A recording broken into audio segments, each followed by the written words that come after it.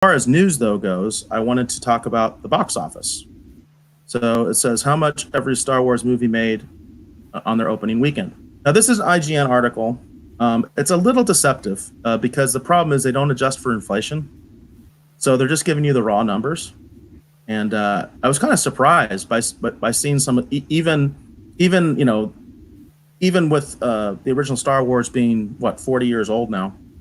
Right. I didn't realize how small the opening was, but back then it wasn't about one thing we forget is I remember, back in my childhood memory, especially like the early 80s, back in those days, it wasn't really about the opening weekend. That really wasn't a thing. It was always about how long the movie was actually in the theaters. You remember that? Like right. Today, it's like these movies, I mean, they basically make all their money in the first 2 weeks. They make like 90% of their money in the first 2 weeks, these big blockbusters. But growing up, it wasn't like that. Growing up, these movies made money because they were like in the theater literally like for half a year, and they were still showing it. So this is kind of deceptive, but this is interesting, especially once we get to the end because this is in chronological order. But I did think this might be interesting to you and a little surprising. So we start with the original Star Wars. I don't like calling it A New Hope. I just like calling it the original Star Wars, because it wasn't called The New Hope when it first came out. That wasn't in the crawl. That was added later when they realized we were getting a sequel. So anyway, original Star Wars, A New Hope, that was released in May 25th, 1977. Opening weekend was 1.6 million. Can you believe that? That's crazy, isn't it? Well, I do, because I know there's a fantastic documentary called Empire of Dreams. It was on a bonus disc with a special edition DVD release. And I know right now it's actually available if you want to watch it and you have a Disney Plus subscription. It is available on the Star Wars channel. I highly, highly recommend it if you're a Star Wars fan, if you're an industry movie fan.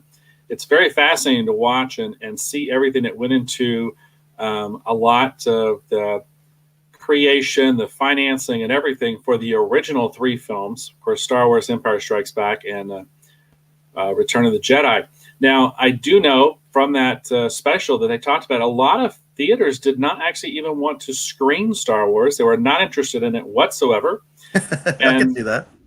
And apparently, most of the theaters that got it was because they had to agree to show Star Wars if they wanted to screen. I think it was Other Side of Midnight, which was a popular book and a highly anticipated film adaptation. That is a film that has completely lost to time. I had never heard about it. I've never heard of it. I've never heard of that movie.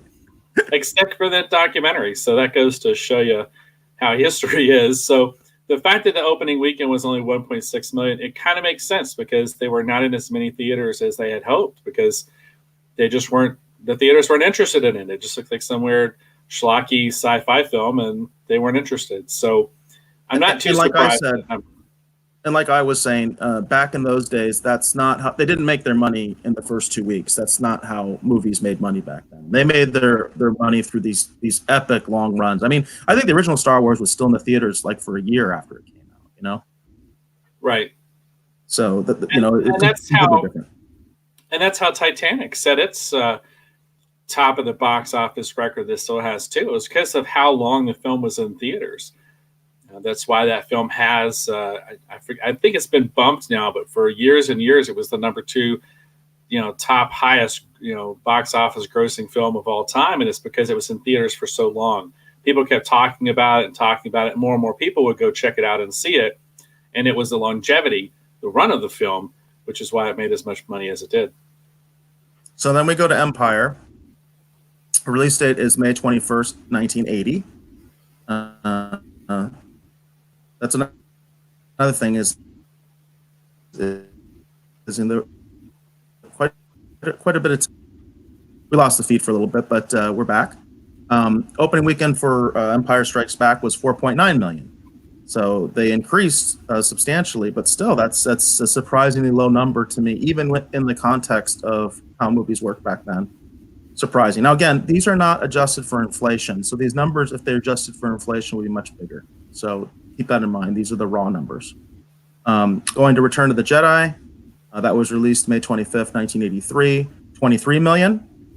Quite a leap from the previous films. So you can see how highly anticipated Return of the Jedi was at the time.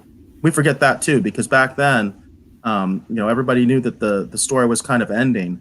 There was hope that there would be more movies. There was talk about more movies, certainly about the prequels, right? Everybody anticipated Right. that eventually we were going to get the prequels, which that took forever to actually happen, but that was anticipated. But as far as the story, I think back then everybody thought the story was resolved. And I'm going to make that point when we do our review a little bit more. But yeah, you can see that this was highly anticipated because this number is way above Empire and the original Star Wars. Then we go to Phantom Menace, Episode 1. That was released May 19th of 1999. 64.8 million. Okay, now granted, quite a bit of time had passed. Again, these numbers are not adjusted for inflation, but big jump, right? For Episode 1. Episode 2, Attack of the Clones. This kind of surprised me. I didn't realize this. So their opening weekend for Attack of the Clones was bigger than it was for Episode 1. And I thought that Attack of the Clones kind of suffered from some of the backlash of Episode 1, because there was a lot of backlash on Episode 1. But they actually had a better opening weekend. This was May 16th, 2002, 80 million. 80 million compared to Episode 1, 64.8 million. So that's interesting. And there's not like a huge gap there between these films, about 3 years, but not a huge gap in terms of inflation and things like that. Episode 3, Revenge of the Sith. This was also very highly anticipated because this was the end of the prequels. We knew this was the end for this particular cast. May 19th, 2005, 108.4 million. So each one kind of went up. When it comes to the previous two trilogies, you can see this rise, right? You can see this steady rise where every film is kind of building on the previous film, right? Which is what you want. As far as the anticipation, we're talking about opening weekend. We're not talking about the total grosses of the films, because those aren't not the same. Like I think for the prequels, I think Attack of the Clones actually made the least amount of money. And I think that's true of the original trilogy as well. I think Empire actually made the least amount of money as well. I have to look that up, but I think that's the case. So even though Empire is generally regarded as the best Star Wars film by most hardcore fans, I have some arguments with that, but that's kind of the general consensus. So now we go to The Force Awakens. Okay, Force Awakens, that came out December 18th, 2015. Opening weekend was 248 million. Quite a bit more than even Revenge of the Sith. Then we go to Rogue One. They included Rogue One. Rogue One's opening weekend was 155.1 million, December 16th, 2016. That's a pretty big number for a non-saga film, Yeah, that's pretty impressive. This is probably my favorite of the Disney Wars films, and I would actually put it up there with any of the original trilogy films and the prequels. I really enjoyed this film. This is one of my favorites, honestly, one of my favorite Star Wars films. Now we go to The Last Jedi. Last Jedi came out Friday, December 15th, 2017. 220 million. 220 million. That's compared to the 248 million of The Force Awakens. So we have a downward trend there, where the Force Awakens was apparently more highly anticipated than The Last Jedi was. And I think The Last Jedi is probably the most controversial Star Wars film ever made. It is reviled by a lot of people, and it is loved by a lot of people. I am in the category that absolutely hates this movie and thinks it's trash, but that's just me. But you do see a downward trend, which is kind of interesting as far as the openings.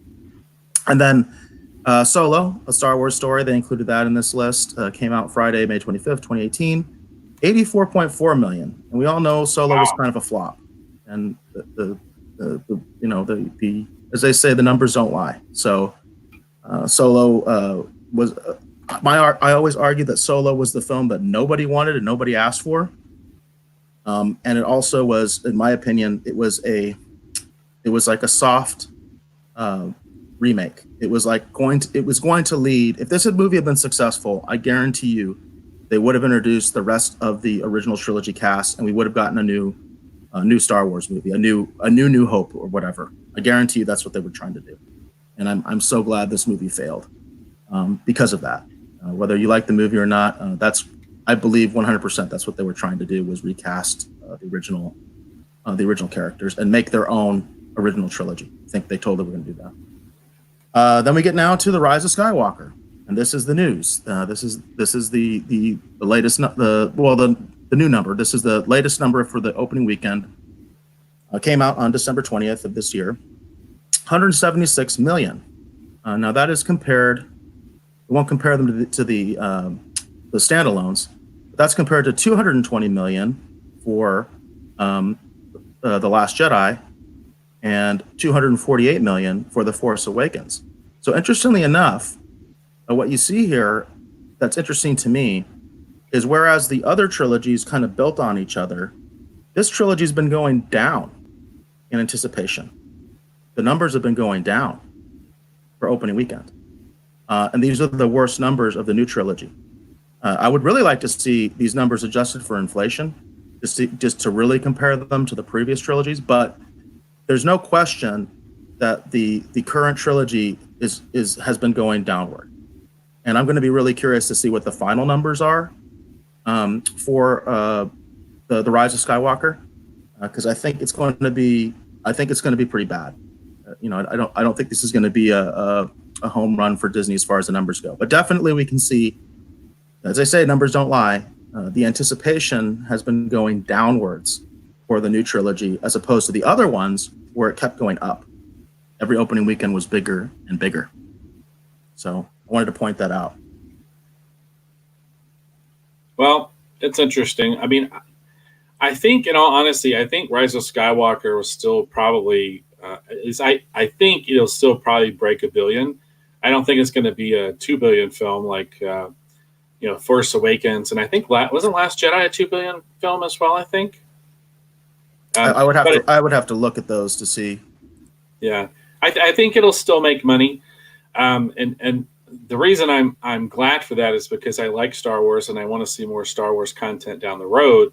But I think too, the downward trajectory kind of shows that there were some missteps made, as far as the fans and of Star Wars, kind of feel. You can kind of see it in the numbers, So I'm kind of hoping that they'll, it's one of those things. It's like I think for me, the biggest things with these new films is I really didn't like what they did with the original trilogy characters. At the end of the day, that's my big gripe and my big complaint. I don't want to get too much farther into that because we'll be talking about original trilogy characters here as we get into the Rise of Skywalker review, and then the spoiler review, much later in the show. But no, yeah, I still think it'll break $1 billion because I still want it to do well enough because I still want more Star Wars. I'm just not sure if I'm keen on more of this particular vision of Star Wars. Right. But we'll get into that a little bit later in the show. No, for sure. I just wanted to point out that it's interesting to me when you look at the previous films that there was this upwards trend, and that opening box office number is a good number to show you where the anticipation was, like how much these films were building on each other, and people were getting like more and more excited, as the trilogy ended. And you have that with the previous two trilogies, but with this one, it's been down. It's been down. Right. Every movie has gone down. Right. That's pretty interesting to me. That kind of shows you that there's a sort of fundamental problem there. But we'll see. I do think you're right that it'll probably make $1 billion, at least $1 billion. I'm not saying it's not going to be profitable. That wasn't what I was trying to say. But I do think it's going to be on the lower end of the new trilogy films. It's definitely not going to match The Force Awakens. I'll tell you that. No, I don't think so. And you kind of compare this to Endgame, right? Right. Endgame's a good comparison. In fact, Endgame is probably the only comparison you can make, because this film was marketed as this is the end of the Skywalker saga, right? This is the end of the story. 9 films. Like I said, the only thing you can really compare this to is the Marvel films. There's nothing else that has that scope, We're talking about 3 trilogies, 9 films. And Endgame is now the biggest film ever, right? As far as just raw numbers, not adjusted for inflation. Adjusted for inflation, as far as I know, I think Gone with the Wind is still number one, but not adjusted for inflation. Endgame is now number one, and that was the end of that sort of story. That was the end of that era of the MCU that started with Iron Man, ended with Iron Man. It's a huge event. It's a huge event. And Star Wars certainly should be able to compete in that field. Star Wars should be able to compete in that field easily. Star Wars was making great movies long before Marvel was. Even though Marvel was making great comic books, they were not making great movies. In the 70s. So they had a head start, and to me, it's a huge playground to play in. It's awesome. That's what I love. I've always talked about. I love the lore, the world building. We kind of see that with the Mandalorian, where they're going in different directions and different parts of the galaxy and all that stuff. So it's sad to me. It really is, because I am a Star Wars fan, and it's sad to me that you kind of see what Disney has done, and it's like, I don't know. I'm kind of speechless to a certain extent. With this whole thing, it's like, what are you guys doing? You could see the numbers. Right. Don't you guys realizing to do something? And when we get into our review, I will concede. I think they did try to do something, and I'll talk about that more in our actual review. But I do think the trend is interesting and it's disturbing. We'll see what happens as they go forward and they start doing other things. Right. That's the plan. We have no idea where they're going to go, where they're going to take us. I just know that Disney is happy to be free of the original trilogy, unfortunately. And we'll just see what they do going from there. What they slap Star Wars on. I'm hoping that the people that were involved with The Mandalorian are going to be kind of taken over creatively, because I think if that's the case, they're going to be on a much better path. But we'll have to see what they do. Right. All right. Cool.